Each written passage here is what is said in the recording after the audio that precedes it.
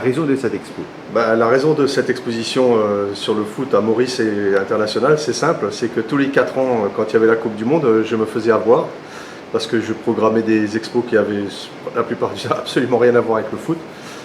Et j'ai constaté qu'après, ça ne marchait pas, quoi.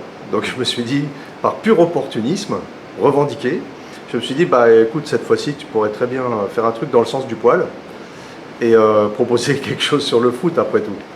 Et donc, on va voir, parce que c'est une période où, qu'on le veuille ou non, tout le monde parle de foot.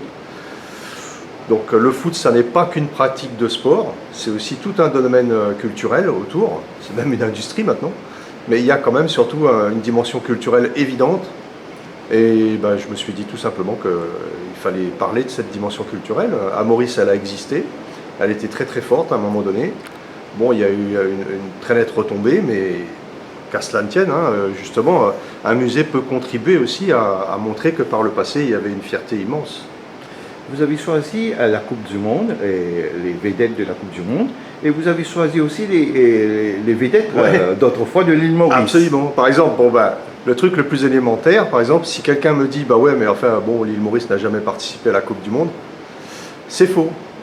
C'est faux parce que Lim Ki-chung, qui est un arbitre, il y a eu un arbitre qui a arbitré des matchs de Coupe du Monde. Donc on a été présent dans des matchs de Coupe du Monde, j'ai pas rêvé. Donc c'est une fierté. Bon, vous me direz peut-être que je joue sur les mots, mais quand même, on est présent et puis on a une existence. On a eu des grandes vedettes comme Mamad Elahi. C'est un monstre sacré du foot mauricien, quoi. Donc on a nos vedettes. On a eu des périodes extrêmement florissantes. Je pense au Batfield, je pense au Gary Sankar. Enfin, il y en a eu plein, qui d'ailleurs étaient là le jour d'inauguration. Il y a beaucoup qui sont venus. Et je vois qu'il y a une certaine nostalgie. Alors, c'est pas totalement tourné vers le passé, c'est aussi pour susciter de la réflexion, parce que dans le passé, c'était vraiment quelque chose de très important. Il y a eu jusqu'à 20 000 personnes dans le stade de Georges V. 20 000 personnes à Maurice, mais c'est un énorme truc, quoi. Et régulièrement, c'était immensément populaire. Ça allait rester, mais plus au niveau international. Chacun a son club, anglais de préférence d'ailleurs. Chacun a son équipe. Et puis, mais Maurice, c'est un petit peu laissé sur le carreau. Et c'est pas bon, il faut que ça reparte. Maintenant, question directement des cerveaux. La Coupe du Monde arrive dans 2 jours. Ouais. Et quel sera votre temps pour les matchs Moi, je ne suis pas un fanatique forcené du tout.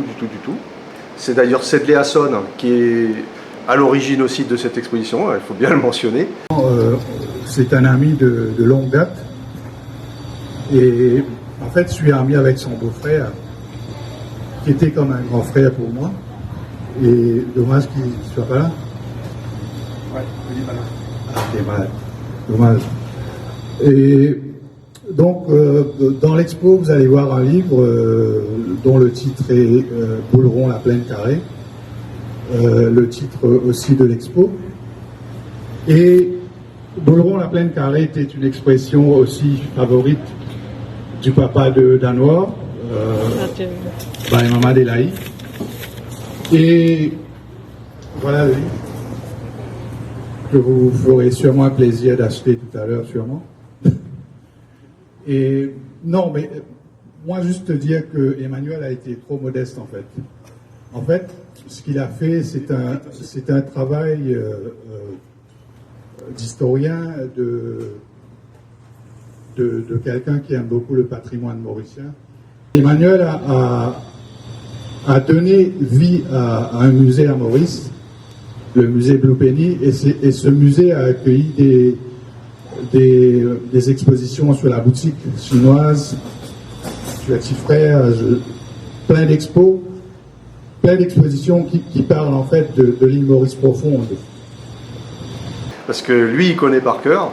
Moi, je suis un amateur, un pur amateur. Mais j'aime bien le foot, surtout au moment de la Coupe du Monde. C'est un fait, je le reconnais humblement. Et comme tout le monde, j'ai mes équipes favorites et je vais suivre les matchs de très près.